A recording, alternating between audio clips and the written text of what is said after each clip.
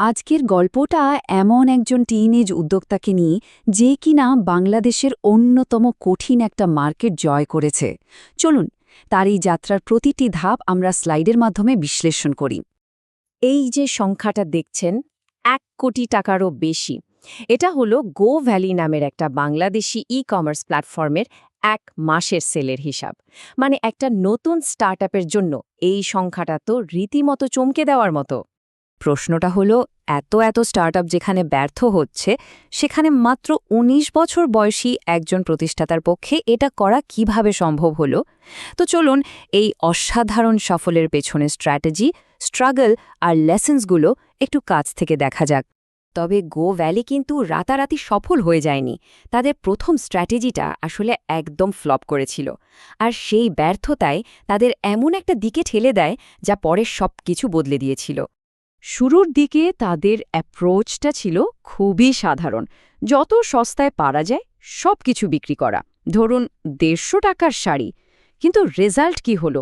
অবিশ্বাস্য হলেও সত্যি, তাদের প্রায় ৫০% প্রোডাক্টের রিটার্ন আসত, কারণ কাস্টমাররা খুশি ছিল না। আর বুঝতেই পারছেন, এই মডেলটা একদমই টেকসই ছিল না।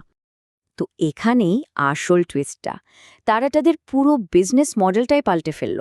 মানে ওই নিউ মার্কেট মডেল, যেখানে সস্তায় যা পাওয়া যায় তাই বিক্রি করা হয়, সেটা থেকে বেরিয়ে এসে তারা চলে গেল বসুন্ধরা মল মডেলে, যেখানে ফোকাসটা হলো আসল আর প্রিমিয়াম কোয়ালিটির পণ্যের ওপর। আর এই একটা পরিবর্তনের এফেক্টটা দেখুন, কি অমসম। আগে যেখানে একজন কাস্টমার গড়ে ২০০ টাকার কেনাকাটা করত, নতুন মডেলে সেটা বেড়ে দাঁড়ালো ৩,৭০০ টাকারও বেশি।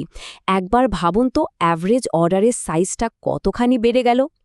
ঠিক যখন মনে হচ্ছিল সবকিছু ঠিকঠাক মতো এগোচ্ছে, তখনই তাদের জীবনে নেমে আসে সবচেয়ে বড় ধাক্কা। একটা ইনভেস্টমেন্টের কথা চলছিল, কিন্তু সেই প্রতিশ্রুতি এমন এক সংকটে রূপ নিল যা কোম্পানিটাকে প্রায় ডুবিয়েই দিচ্ছিল। অ্যামাউন্টটাও কিন্তু ছোটখাটো না, পুরো ১ কোটি টাকা। একজন স্থানীয় ইনভেস্টর তখন মাত্র ১৮ বছর বয়সী হিমেলকে এই টাকাটা দেওয়ার কথা দিয়েছিলেন। আর সেই কথার উপর ভরসা করেই গো ভ্যালি বড় হওয়ার প্রস্তুতি নিতে শুরু করে। নতুন লোক নিয়োগ করা, আরও বড় অফিস খোঁজা, মানে যে টাকা তখনও হাতে আসেনি সেই টাকা খরচ করা শুরু করে দিয়েছিল তারা। কিন্তু সেই ইনভেস্টর হঠাৎ উধাও হয়ে গেলেন। ফোন বন্ধ, কোনো যোগাযোগ নেই। আর এর ফলে কোম্পানিটার ঘাড়ে চেপে বসল ২০ লাখ টাকার দেনা, তাদের সেলার আর এমপ্লয়ীদের টাকা। আর এই ২০ লাখ টাকার দেনা শোধ করার জন্য তাদের ব্যাংক অ্যাকাউন্টে পড়েছিল কত জানেন?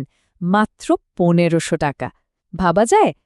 চাপটা এতটাই বেশি ছিল যে হিমেল আর তার কো-ফাউন্ডার রীতিমতো অসুস্থ হয়ে পড়েছিলেন টেনশনে। হিমেলের নিজের একটা কথা আছে, একটা বিজনেস কখনো ফেল করে না যদি দুজন ফাউন্ডার শক্ত হয়ে দাঁড়িয়ে থাকে। আর তারা ঠিক এটাই করেছিল। টিমের অনেকে চলে গিয়েছিল, কোম্পানি প্রায় ধ্বংসের মুখে, কিন্তু এই দুজন হাল ছাড়েনি। তবে এই যে ঘুরে দাঁড়ানোর মানসিকতা, এটা কিন্তু হুট করে আসেনি। গো ভ্যালি শুরু হওয়ার অনেক আগে থেকেই, বলতে গেলে সেই ১৩ বছর বয়স থেকেই হিমেলের এই উদ্যোক্তা হওয়ার জার্নিটা শুরু। এই টাইমলাইনটা একবার দেখুন। মাত্র ১৩ বছর বয়সে অনলাইনে মিউজিক বিট বিক্রি করা শুরু করে। ১৫ বছর বয়সেই ১ বছরে আয় করে ১.৫ লাখ টাকার বেশি। এরপর ১৬ বছর বয়সে এসে ধর্মীয় কারণে সেই সফল ব্যবসাটাই ছেড়ে দেয়। ১৭তে আবার নতুন করে শুরু, একটা মার্কেটিং এজেন্সি। আর ফাইনালি ১৮ বছর বয়সে তার কো-ফাউন্ডারের সাথে দেখা হয় আর গো ভ্যালির শুরু। কিন্তু এই পুরো জার্নিতে সবচেয়ে অবাক করার মতো সিদ্ধান্তটা ছিল ওই ১৬ বছর বয়সেরটা। যখন তার মিউজিক কেরিয়ার একদম তুঙ্গে, মাসে আয় প্রায় ৩-৪ লাখ টাকা, তখন সে সবকিছু ছেড়ে দেয়। কারণ তার পরিবার তাকে বুঝিয়েছিল যে এটা তাদের ধর্মীয় বিশ্বাসের সাথে মিলছে না। এই বয়সে এত বড় একটা ত্যাগ, এটাই হয়তো তার ভবিষ্যতের কঠিন সিদ্ধান্তগুলো নেওয়ার ভিত করে দিয়েছিল। আর তার কো-ফাউন্ডারের গল্পটাও খুব মজার। জিওন আসলে হিমেলের কলেজে ভর্তি পরীক্ষার জন্য প্রাইভেট টিউটর হিসেবে এসেছিলেন, কিন্তু পড়তে বসে তারা পড়াশোনার চেয়ে বিজনেস আইডিয়া নিয়ে বেশি আলোচনা করত। আর সেখান থেকেই এই পার্টনারশিপের শুরু, কোনো বোর্ডরুমে নয়, বরং পড়ার টেবিলে। তো হিমেলের এই পুরো জার্নি থেকে আজকের উদ্যোক্তাদের জন্য শেখার কি আছে? চলুন মূল ৩টা পয়েন্ট দেখে নেওয়া যাক। একদম প্রথম শিক্ষাটা হলো নিজের একটা নিশ খুঁজে বের করা। সস্তার প্রতিযোগিতায় না নেমে প্রিমিয়াম সেগমেন্টে ফোকাস করা। দ্বিতীয়ত, সহনশীল হওয়া, কারণ একটা ব্যবসার জন্য ফাউন্ডারদের মানসিক শক্তিটাই সবচেয়ে বড় সম্পদ। আর ৩ নম্বর এবং সম্ভবত সবচেয়ে জরুরি শিক্ষাটা হলো টাকা পয়সার ব্যাপারে একদম প্র্যাকটিক্যাল থাকা। হিমেলের নিজের মুখে শোনা যাক, যতক্ষণ না টাকাটা ব্যাংক অ্যাকাউন্টে ঢুকছে কখনো বিশ্বাস করবেন না যে টাকা এসে গেছে, ভুলে যান যে টাকা আসছে। এই একটা কথাই হয়তো বলে দেয় বাস্তবতা কতটা কঠিন। আর এখানেই একটা বড় প্রশ্ন এসে যায়, একটা স্বপ্ন আর একটা সফল বিজনেস প্ল্যানের মধ্যে পার্থক্যটা আসলে কোথায়? প্রায়ই দেখা যায় সেই পার্থক্যটা কেবল একটা ব্যাংক ট্রানজ্যাকশন,